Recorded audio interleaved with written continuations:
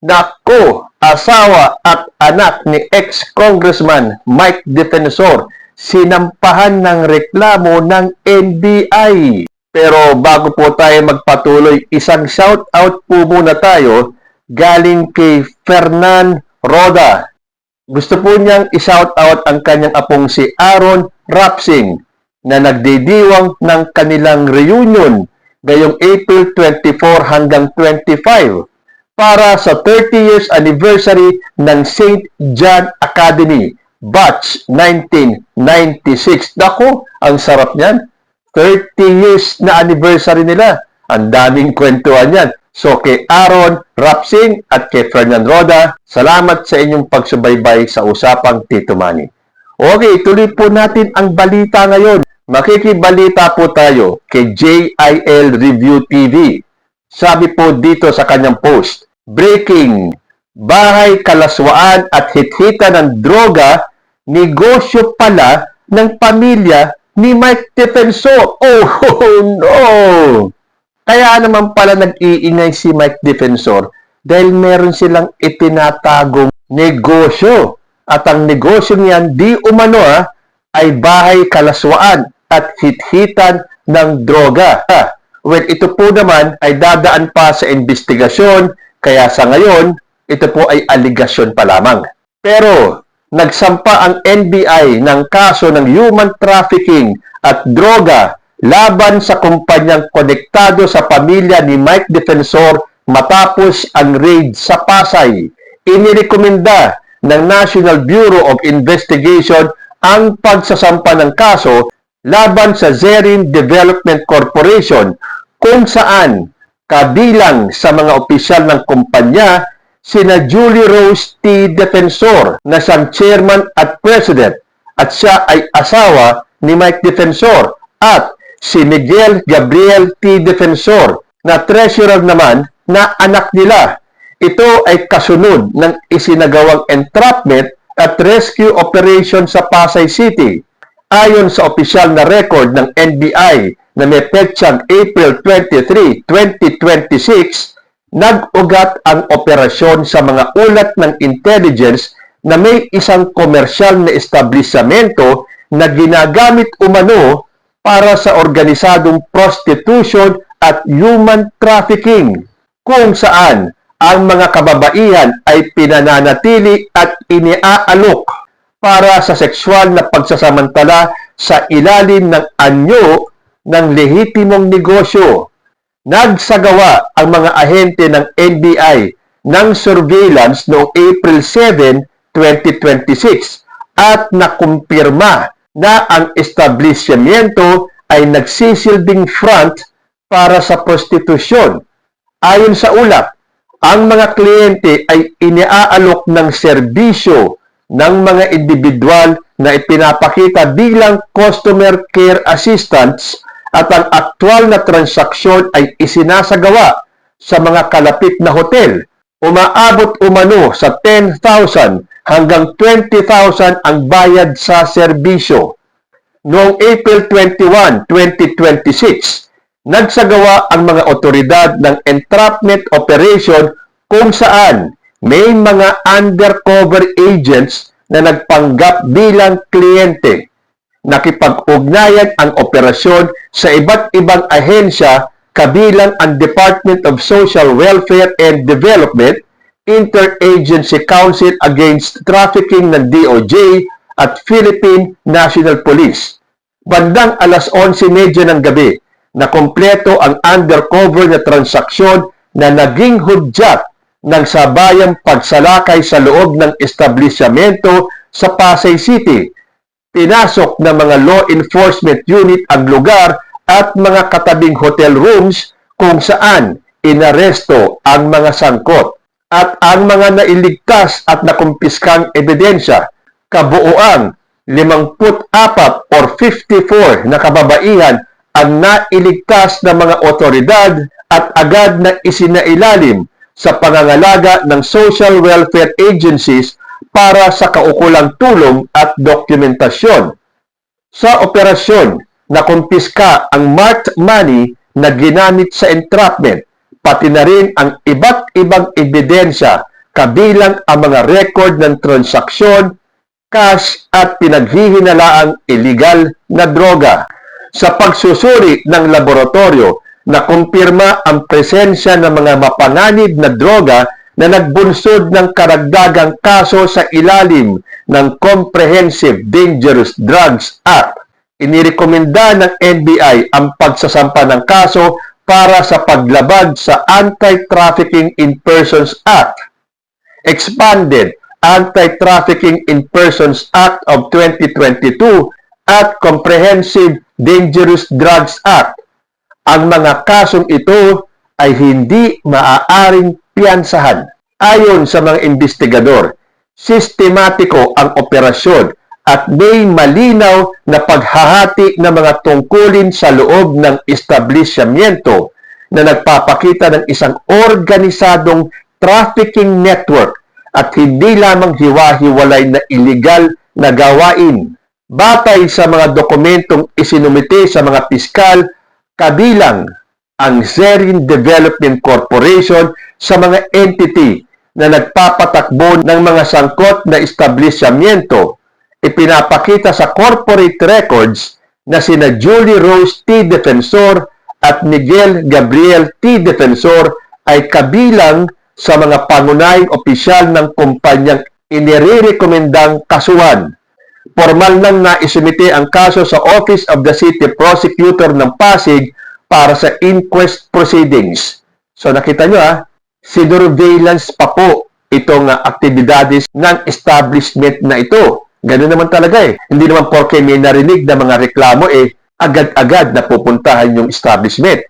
Meron pa rin po yung surveillance at nasigurado nila na meron niyang nagaganap na milagro doon sa establishment na yon. Hence, sila po ay nagsagawa ng entrapment operation at ni-raid po yung lugar. At sa nabasa natin, lumabas yung mga sangkot dito, yung mga nagpapatakbo dito, at nakasama nga ang pangalan ng asawa ni Mike Defensor at yung anak nila. Naku, titingnan natin kung ano ang masasabi ni Mike Defensor dito. Sigurado, sasabihin nila ito ay political harassment. Sila ay ginigipit dahil sila ay may inilalabas na expose. O hindi ba maganda yon? Patunayan ni Mike Defensor na totoo yung kanyang 18 Marines, yung mali-maletang pera na ipinamamahagi sa mga government officials o kung kanino man at patunayan din ng NBI kung talagang sangkot niya yung asawa at anak. Di ba? Patas ang laban. Kasi hindi naman po pwedeng kayo ang dakdak ng dakdak sa social media, yung pala meron kayong itinatago. But then again, hanggat hindi po napapatunayan, ito ay aligasyon pa lamang. Pero sa takbo ng ginawang surveillance at sa procedure na ginawa ng NBI, mukhang wala pong kawala. Pero sabi nga sa inyo siguradong papalag at papalag ang kampo ni Mike Defensor. At ito na nga po, naglabas ng statement si Julie Defensor, ang asawa po ni Mike Defensor. Basahin po natin. I am issuing this statement to categorically and forcefully deny the baseless, malicious allegations directed at me, my daughter, and our associate businesses. Let me be absolutely clear regarding the recent NBI operations. We have absolutely no connection to the targeted establishment or its operations. Any attempt to link our family to the abhorrent acts allegedly committed there is a deliberate, dangerous, and desperate lie. The motive behind this orchestrated smear campaign is painfully obvious. This is a fabricated pretext designed to artificially manufacture a case with the chilling goal of filing unwarranted, unbailable charges against me and my daughter. This is part of a relentless pattern of harassment, and the collateral damage is devastating. Because of these political attacks, approximately 1,000 hardworking employees across various companies have abruptly lost their jobs simply due to a perceived association with my husband Mike.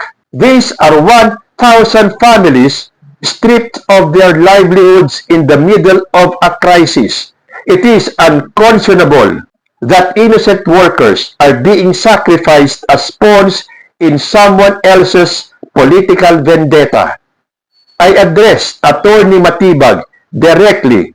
If you have a political or personal grievance with Mike, have the courage to resolve it with him directly.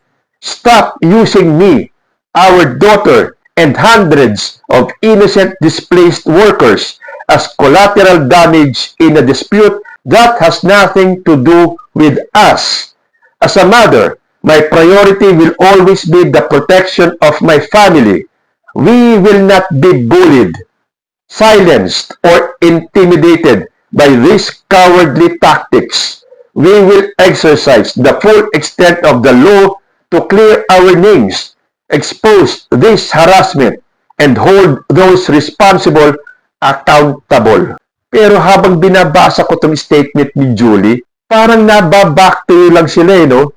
Yung mga sinasabing harassment, yung gawa-gawang kwento, yung panggigipit, hindi ba yan ang ginagawa ni Mike Defensor at yung kanyang 18 Marines?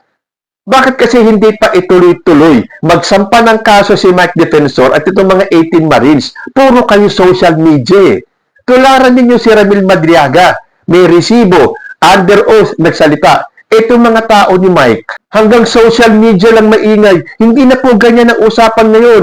Ang uso ngayon, demandahan kung demandahan dahil doon lalabas ang katotohanan. Hindi na pwedeng puro social media na lang. Kung meron kayong sapat na ebidensya, dalhin nyo na kagad sa proper authorities, doon sa proper forum, doon kayo magdemanda. At yan din ang gagawin ng grupo ni Matibag, yung pong ating NBI Director. Kakasuhan tong grupo ni Julie Defensor, kasama yung kanilang anak. E di okay, magkita-kita kayo sa korte at doon maglabasan kung sino ang nagsasabi ng totoo. Para malaman natin kung gawa-gawa lang ba talaga ni NBI Director Matibag itong kasong ito laban sa mga defensor? Ito ba ay ganti nila sa ginagawang kasinungalingan ni Mike Defensor? Kasi ilang buwan na natin nababasa sa balita itong mga 18 Marines na ito eh. Bakit hanggang dyan na lang ba? Puro kayo announcement, puro kayo expose sa social media, ayaw nyo naman magdemanda. Huwag nyo nang hintayin na patawag kayo sa Blue Ribbon o kung kahit na saan. Kung meron kayong sapat na ebidensya, magsampa kayo ng reklamo. Dahil yan din ang gagawin ng NBI dito sa grupo ng asawa ni Mike Defensor. So, magandang laban po yan. Matibag versus Defensor. Defensor versus Matibag.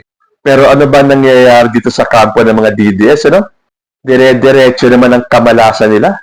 Pero sigurado, maglalabas na naman ng statement si Sara Duterte. Tulad ng sinabi niya dati, lahat daw ng nadidikit sa kanya, ginagawan ng intriga, sinisiraan, dinidemanda, kinukulong, para lang daw masira si Sara Duterte. Eh di magkaalaman. Eh ang kampo naman ni Sara at ng mga DDS wala naman silang alam gawin, kundi ang magdadakdak sa social media. Kung talagang matapang kayo, magkaharapan kayo sa proper forum. Hindi po ang social media ang proper forum.